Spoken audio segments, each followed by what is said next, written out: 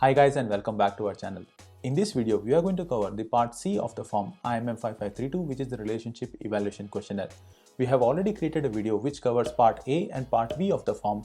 You may find that link in the description box below or in the cards above. These questions that we have in section C, this is where you are going to create a lot of links and correlation with the information that you're providing in the proof of relationship documents.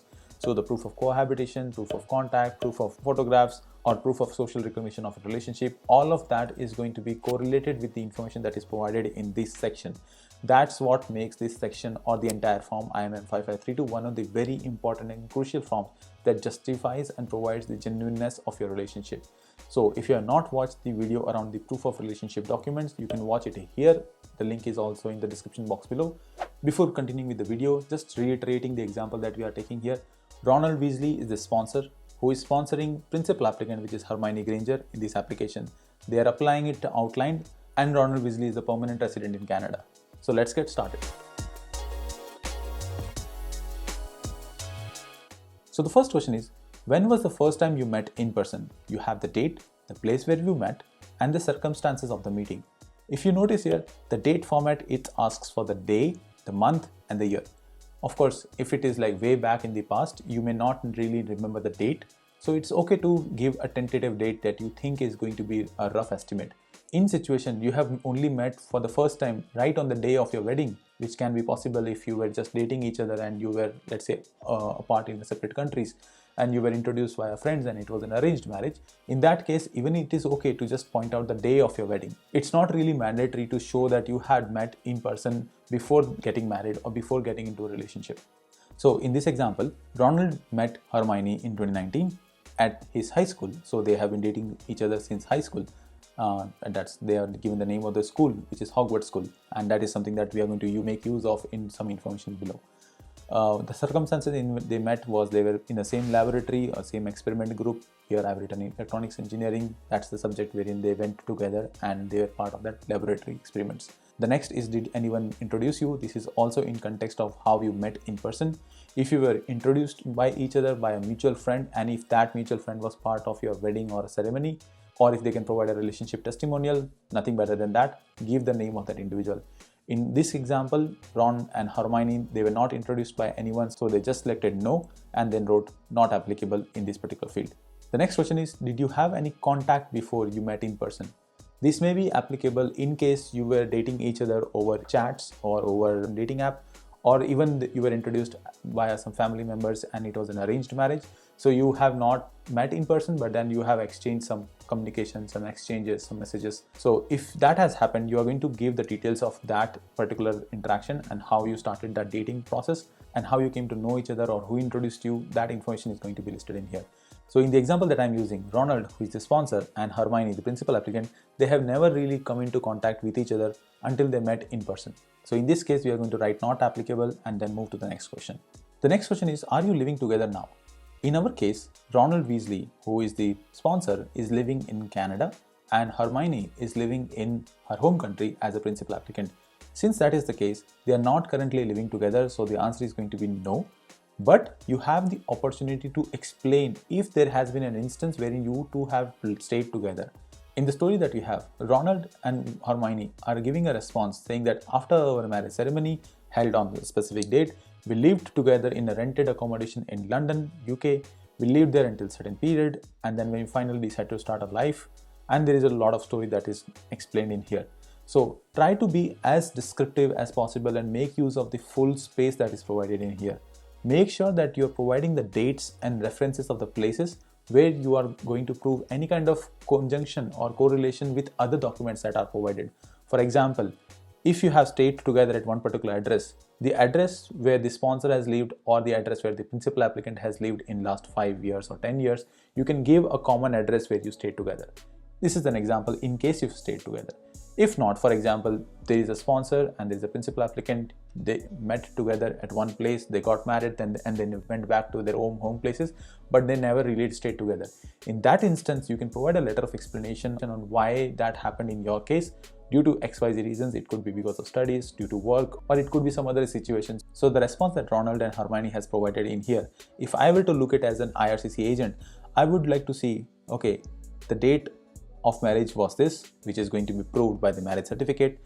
We lived on this place. Then as an agent, I also see that Ronald has been living with his friend, which is the current place of address in Whitby, Ontario, which is also provided as an information in the part A of the form. And Hermione, who is the principal applicant, living at her parents' place. So this is how you are going to provide responses to not just this question, to all the questions wherein you have to be more factual with more dates, places, name of the individuals, and so on. The next question is, if you're not living together, have you visited each other during your relationship?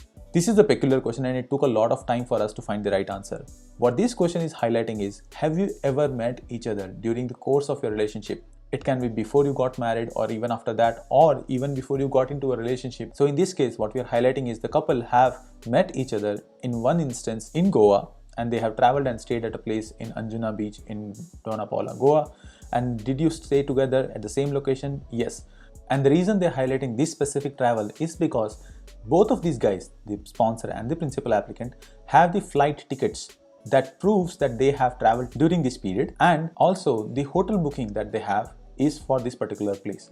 Now, this is one thing that they can prove. That's the reason they are highlighting and listing down this place as the place traveled together and they stayed at the same place.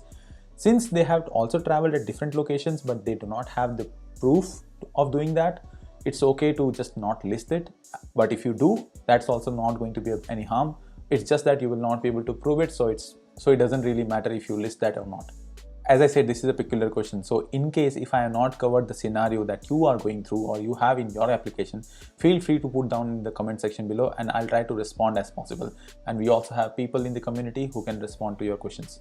So the next question is, what languages do you use when communicating with each other?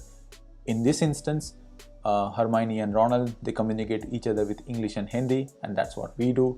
So we just listed down these two languages. In case if you have multiple languages, feel free to list down all the possible languages. However, make sure that if you are providing any chat transcripts or any kind of documentation in any language other than English or French, it has to be translated into English or French. And you have to provide the notarized certificate of the individual who performed the translation. The next question is, how often do you communicate when you are not together and how? In this case, the response provided is we heavily use WhatsApp, FaceTime video, and easily make around 6 hours duration of call every day. To chat, we mostly use WhatsApp, but sometimes we also use Google Hangouts, LinkedIn, FB Messenger. Now, the reason I provided this response, and this is exactly how it is in our application, is because we wanted to show the proof of our chat transcript, which is one of the content asked in IMM 5533 in proof of contact. So since I was providing the chat and the calling history from all these different applications, this is what exactly I provided in this question. The next question is, do your close friends, family, and children know about your relationship? Ideally, you should have the answer as yes. If you select no, it is going to create a red flag, and then you will have to have a very strong case of why you do not have a social recognition of your relationship. This is also one of the items that is asked in IMM 5533, which is the checklist document. Here you have to show that your marriage or relationship is socially recognized. All of this is going to prove that you are a legit and a genuine relationship in eyes of the immigration officer processing your document. So in this case, we are going to select as yes, that our relationship is known by a lot of people, and we are going to list their names in this particular section. So we have listed down 5 names: Neville, Arthur, Monica, Padma, Harry. And how are they related? So are they related to sponsor or are they related to principal applicant? If it is a mutual friend, you can do either sponsor or the principal applicant, or you can also write both. And then how are they related? So their relationship and the date when they met the principal applicant or the sponsor. You can provide the relationship testimonial from out of these 5 people, or maybe all the 5 people, and then in that relationship testimonial highlight that these names are pointed out in IMM 5533 section C, question number 7. The next question is, if you're married, answer A below. If not, go to question number 9. In this case, since the principal applicant and the sponsor are married, we are selecting yes, so this particular section becomes relevant. If not, we would have just directly jumped to 9. So, was your marriage arranged? In this case, yes, it was arranged. Give the details of how the marriage was arranged, who arranged it, how and when did the marriage happen. Make sure that you're providing dates as far as possible, the locations, tentative number of guests, and what happened before and after the wedding. Let's say if there was a honeymoon or if there was a engagement ceremony or pre-wedding ceremony, all of those can be listed down in here. So in this example, after dating for each other for more than 10 years, our marriage was arranged by our parents. Ronald and I were engaged on this date in London, UK, where our friends and family joined us in celebration. It was a grand event, hosted more than 350 guests from both the sides. After a joyful wedding, we went to a 15-day long honeymoon trip. The next question is, were there formal ceremonies or events to recognize or celebrate your relationship? There can be multiple instances of that can be called as a ceremony. Here are some examples. Even honeymoon can be counted as one ceremony. So in our case, we selected as yes. So we have the engagement ceremony in London, number of guests who performed the ceremony. So it was the elders of both the families, and then there was a Catholic wedding, there was honeymoon of 50 days, and these are the events that happened during the entire course of the wedding celebrations, and there were no other fields applicable, so we just wrote not applicable in rest of the fields. So the events that we are highlighting in here, you can provide photos of these events and photos of the individuals who are listed in this particular section. So this is how you can create some interconnections between the stories that you're building. And the follow-up question for the same question is, did any of the following people go to any of the events above? So you're going to select yes and no according to your case. So in our case, principal applicant's parent, yes. Principal applicant's children, not applicable. Principal applicant's family members, yes. Sponsor's parent, yes. Sponsor's children, not applicable. But if you have children from your past relationship, make sure that you're providing answer is yes or no, again as relevant in your case, but then you have to provide the proof of relationships of your past in the various sections above in section A and section B. The next and the final question is there more information you wish to share to support your relationship? I bid you that you have to select yes and provide lot of other relationship support documents that is not asked in the typical checklist that you have in IMM 5533. Here is where you can provide cover letter, which describes and gives a story about your relationship, wedding invitation card, which is not asked as standard set of documents in proof of relationship, flight bookings from London to Snowdonia. This is one of the travels that I'm highlighting as a sponsor or as a principal applicant, wherein we moved to London after marriage rituals. Honeymoon travel document, which is the honeymoon travel that we just listed above as one of the events that happened after a wedding. Travel certificate, the passport stamps, the travel insurance, and the no objection certificate from my employer, all of that. And there were also some gifts and flowers that we exchanged on various different occasions. The receipts and the email transactions and confirmation of all of those gifts list on all possible documents that you believe can support your relationship. And finally, completing question 11, the last item that remains is signing the document. So since as per the latest instructions on the IRCC guide, it says that you need to provide your digital signature on both the sponsor and the applicant side. So you are going to provide the name as in Ronald Weasley, the date when you're signing it, 2022 December 04, and then principal applicant is Hermione Granger, 2022 12/04. And once you do that, you're all good to go. Here's one caveat. The instruction of providing digital signature in the places of sponsor and the principal applicant is relatively very new. It was not something that was applicable in our time when we did the application in 2021. So in our case, we had downloaded the form, filled up this form exactly how I showed you now. We did the hand signature and then we used this form to provide in the paper application. Now, since it is done through the online portal, I still do not believe that it's a harm if you provide a hand-drawn signature, because hand-drawn signature always takes the highest precedence of what is provided. Still, if you were to just blindly follow the instruction that we have on the complete guide, it says that you have to provide a digital signature.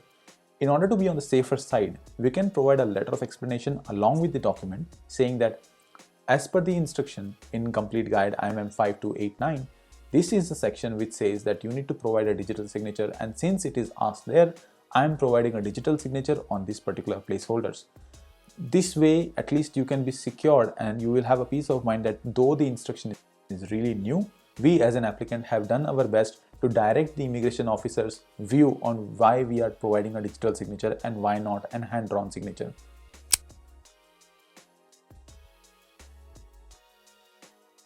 So having provided your signature in the form, we have successfully completed part A, B and C of IMM 5532. This brings us to the end of this video. This was a two-part video series. If you have found even 1% of value in this video, please do not forget to give a thumbs up and provide your comments on what you liked, what you did not like, or any other question that you might have in this particular form in the comment section below. Until we meet next time, thank you so much for watching. Take care. Bye-bye.